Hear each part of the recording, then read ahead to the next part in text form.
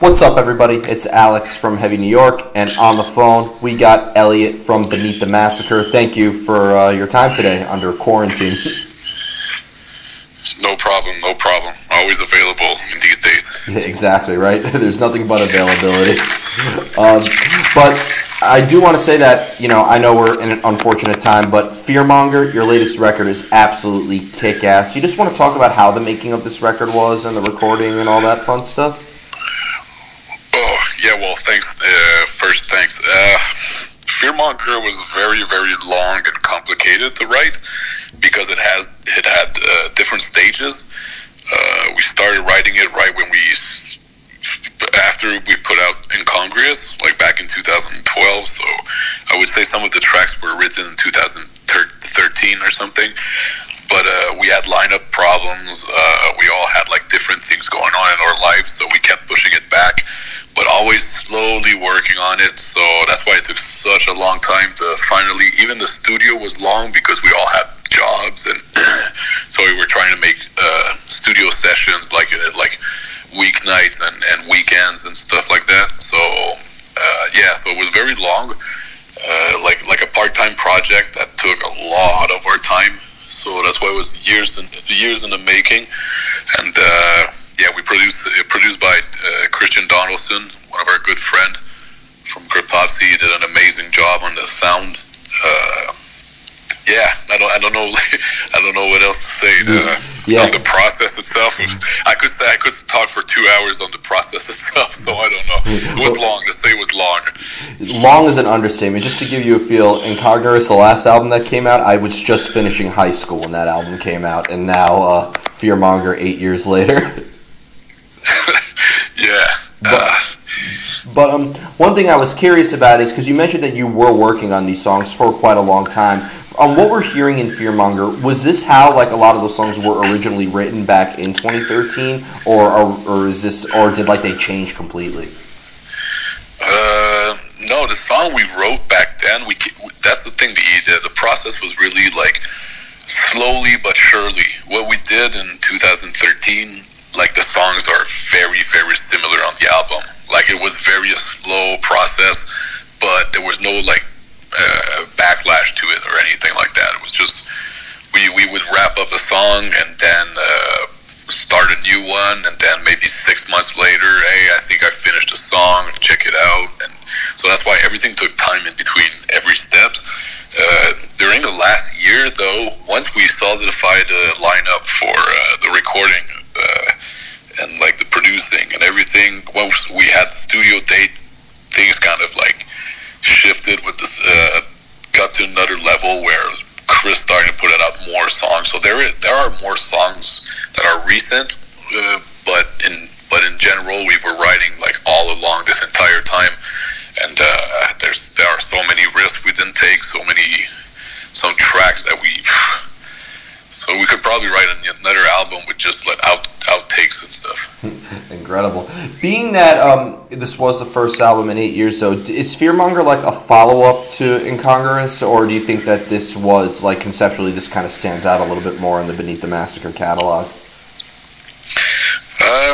Each album's its little vibe, I would say, and Fearmonger is just, I think it's a very typical Beneath the Massacre album and well balanced, I would say.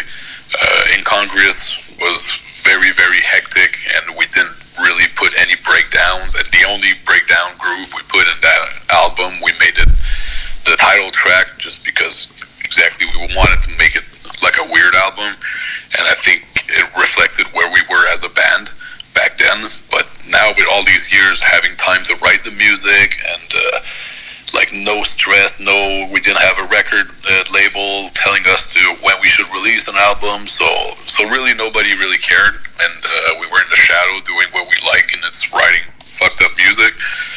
And then we brought in Anthony Barone. That was a new addition to the team for the record, and he brought like that kind of, like, he really motivated us with like his kind of like young motivation. Us old guys like being a little blasé by everything. So he really whooped our ass, and we wrapped up the record, hit up with Donaldson, took our sweet ass time to make it sound like a ton of brick, and here we are. I think personally that's the album I'm the most proud that I put out, but I think it's always like that. Every musician's gonna say this, so it goes without saying. Yeah. Well, when you look at like the Beneath the Massacre catalog, like going from Mechanics of Dysfunction to Dystopia and so on and so forth, it almost has to be in a way like a representation of who you and the rest of the band were at that particular time, right? Yeah, and I think it's like that for every band. Like it's not much difference from one album to the other, but I remember the subtle moves we made were conscious moves on the sound we wanted and our approach, and it totally reflects where we were when we wrote that. Mm-hmm. Being a vocalist, do you need to hear music to come up with lyrics, or can you sometimes approach the rest of the band with like a concept or something like that, and that can help determine the outcome of the music? Well, in the band, I have I'm not sure how other bands work, but like in Beneath, I have this weird position where I work the music a lot with Chris before I even start thinking of vocals. Or I could say like I listen to the pre-prod and I have the riff sometimes changed because I know vocal-wise it's going to sound better if I do this or that, timing-wise, especially with the time signature that Chris puts sometimes. One of my big goals is to try to put some kind of rhythmic and a very weird time signature. Like I'm not very melodic. My vocals are not melodic at all. I'm closer to I'm closer to be rhythmic than melody. So I got this weird spot where I work with Chris to make sure that once I'm gonna want to put words on those patterns I'm seeing in my mind. I'm gonna be able to do it. It's gonna be feasible and not a fucking mathematician job, which is already a little. Yeah, and you know what's funny is like you mentioned you're a very rhythm-driven vocalist. Has there ever been a time where like you'll have the best lyrics ever, and then sometimes it goes like one syllable over or under the actual arrangements? All the time, all of the time. I'm pretty sure that every line that ends up on the record is a poor version of what I wrote. Because the way I work is once we finish the music, and I'm pretty sure the guitars are not going to change, the drums are not going to change, the time signature is not going to change or anything like that. I can start slowly looking at the patterns I'm going to fit on that song, and I go with I have a subject, and I wrote pages and pages on the subject, and then I try to make phrases that would what I need to say. I take some of my writings from my notes. They never fit on the freaking time signature.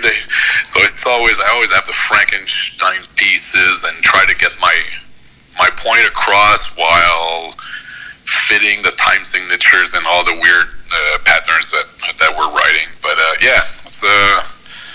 it's a lot of work. Yeah. Maybe that's one of the reasons it took so much time.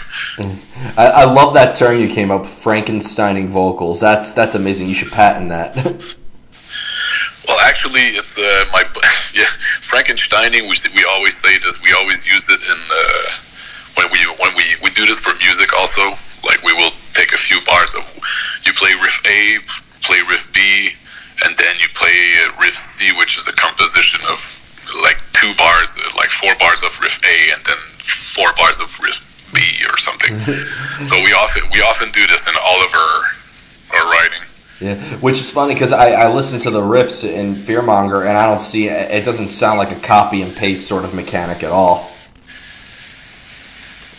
No, Fearmonger, that's but Chris does that with like every once in a while. He likes doing this, and I find it cool. I think it's really influenced by John Levasseur and from Cryptopsy. Yeah. Jesus Christ. You believe that shit? It's snowing right now in Montreal. Oh, yeah, I saw my friends in Montreal posted about that. Yup, that's pretty metal. Fuck. The time to do a black metal photo shoot is now. Yeah, I mean, give us a break. It's been raining cats and dogs in New York City. This is the first sunny day we've had in like 2 weeks. Oh. But yeah. Yeah. You know, but like I've noticed that a lot of the songs on Fearmonger are relatively short. Like a song like Treacherous is only 2.5 minutes long, but then you have a song like Return to Medusa that's just under 3 minutes. At what point do you guys like reach a form of satisfaction to know like the arrangement has everything it needs in it? Well, it's like more the other way around. Like we write what we gotta write, and then once we say the song is wrapped up, then we look how long it is, and most of the time it's between 2:30 and 2:45 minutes. Like when I was talking about like conscious moves, on Dystopia album we consciously added more repetition, and it ended up costing a lot, in my opinion, the quality of some songs. So now we don't care anymore, like what's the length of the song, and we just write the song, and if it's a song that has a 50 riff and is only 2.5 minutes, well, fuck us, let's write another one, and that's it. Yeah. We just don't try to stretch it anymore to fit like a certain, because it's too easy to write fillers. Nowadays you can write songs that are like 5 minute long and they suck, and it's going to be a good filler for the album, so you save materials. But with like a writing process that took years, I think it goes without saying that we're not in it to fill a CD or whatever. We just share what we've finally done, you know. Yeah. And we wanted each song to be strong. And I think that's why people seem to gravitate towards your music, is because like it's short, sweet, and to the point, and you're able to keep coming back for more with it. If you have like a 20-minute long solo in it, or like 400 breakdowns in it, I think people are going to be sick of it quicker than an album with 10 2.5-minute thrashers. You know what I mean? Yeah, it's still a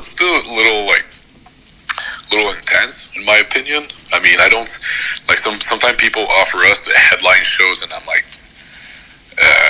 maximum we can play is like 40 minutes. I don't see 45 minutes maybe. I don't see anyone wanting to stand there for 1 hour getting his face fucking smashed by it. Like, it's too much. You'd be amazed, especially in New York City, man.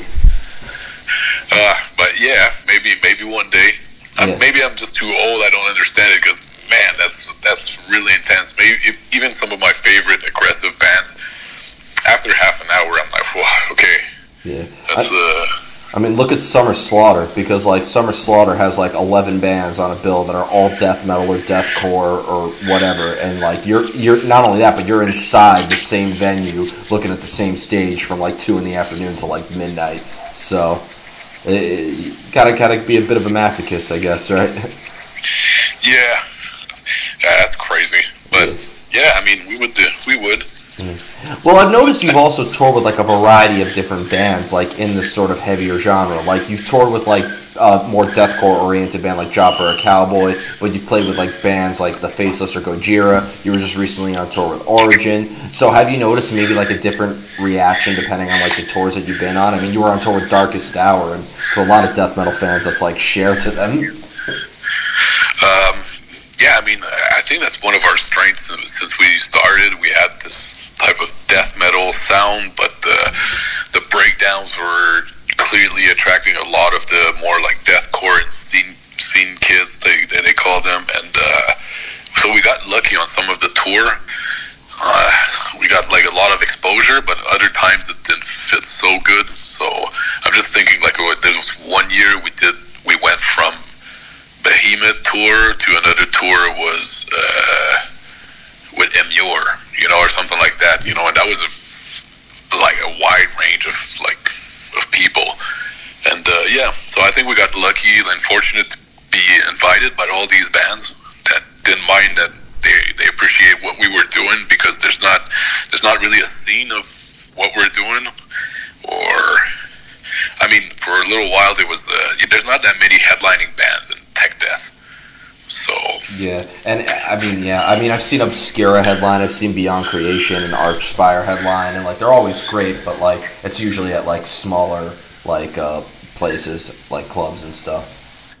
Yeah, and I just I mean, we're cheering for them to get bigger, because in the years, let's say from 2007, 2008, and 2009, we were touring. Each summer we toured with Necrophagus as headliner, and we didn't really realize back then how lucky we were. I mean, we knew we were lucky because that was crazy, but like with hindsight now, I look at this and we're like, wow, we were very lucky to play the type of music that at that moment there was some kind of little hype, and there were a headlining band that could like carry that hype. And I feel it changed a bit, but we just come back from Europe with Archspire, and I must say it really, really did good. Like they're giving an amazing live show, and that's what people want. They want an amazing live show. They're not going there to see you kind of playing your song. They want to see like something crazy. Yeah, I still find it absurd that a band like Archspire does what they do. I think they're partially subhuman. No, I say they're geeks. They're just really good musicians, and they really have a lot of motivation, and they, hard work pays hard. I mean, it's pretty much as much as I know of them. I don't know them that much, but my understanding that's the vibe I got from them. They work a lot, and it pays off. Definitely. I have two more questions for you, but you kind of led me into this question, because when it comes to playing live, I ask every artist this, but like, is there maybe a similar energy into executing your material live as it is when you're in the studio or a practice space, or with crowd interaction and all that? It almost kind of like a completely different. Are you like a completely different vocalist in the studio than on the stage or something like that? It's clearly different in studio and live, and one of the things for vocalists at least is that live I have to scream 10 times louder. I'm fighting against like everything is so loud around you, even if you have in-ear monitors, and then there's everyone's energy, and there's a lot of stuff going on live, so it's totally different, the vibe. But at the same time, in studio I always try to get in my zone. The same zone I go before I go on stage, so I can get this type of aggressivity. But but it's still different, very different. Mm-hmm. And the final question I wanted to ask you is: you guys are from Montreal, Canada, or? Yeah. Yeah. So I've actually interviewed quite a small handful of bands from Montreal. I mean, just the end of last year, I interviewed Beyond Creation, who's phenomenal, but I've interviewed so many bands from Canada in general, whether it's Archspire, Threat Signal, or Cataclysm, Voivod, etc. So I heard somebody once told me that Montreal is almost kind of like the Western Sweden at this point, because not only is it cold, but there's a lot of metal up there. I mean, how is the current scene in Montreal where you guys started? When we started, actually, I think it was doing maybe even better. It's hard to say. It's hard to compare like the eras. But back then, when I remember seeing Cryptopsy, which is a Montreal band, and so it's a local show. It's Cryptopsy, and I think it was Martyr and stuff like that. And with 800 capacity room sold out. Wow. And then you're just there, and like you don't realize it because you're a teenager, and you're just like, this is sick. But years later, when you're touring and everything, you're like, holy fuck, Montreal, like local show could pack in the days, like back in the days, pack 800 capacity room. Then I gotta say my Poison Despised Icon did the same thing. They also can pack like big ass room, so yeah, I guess the scene over here is it's doing good. It's always been, and I think it's doing good still. Yeah. Any Montreal bands that you want to shout out? Right now, I think like in the tech death would be Beyond Creation. Yep. Of course, there's Cryptopsy that are still around. They're doing their thing, and they're still some of the best. And Beyond the Creation, I think it's also a band from here that we're all very proud of what they're doing. It's like quality stuff. Again, produced by Chris Donaldson once again from Cryptopsy. So yeah, that would be it, I guess. Yeah. So before we go, I want to thank you so much for your time today. Really enjoyed this discussion. I know that things are probably rough after having to drop off the Origin tour and everything like that. Is there just any way that fans can support you or anything with Beneath the Massacre that you'd like to promote? Yeah, of course. I mean, all of the tour overstock is for sale on the indie merch store online, and just Yeah, just listen to the records. I think that's the best you guys can do. Just the amount of work we put into this. We're so happy when we hear people's feedback on the record. So jam the record loud and get into it. And if you feel like throwing a few bucks for a zip up or a t-shirt, go on Indie Merch. Awesome. And there'll be a link in the YouTube description below connecting to your Indie Merch store. But thank you so much. Awesome. Thank you so much, Elliot. Everybody, Elliot of Beneath the Massacre. Be sure to pick up Fearmonger, out now on Century Media Records. Buy it now while supplies last forever. And we'll see you next time on Heavy New York.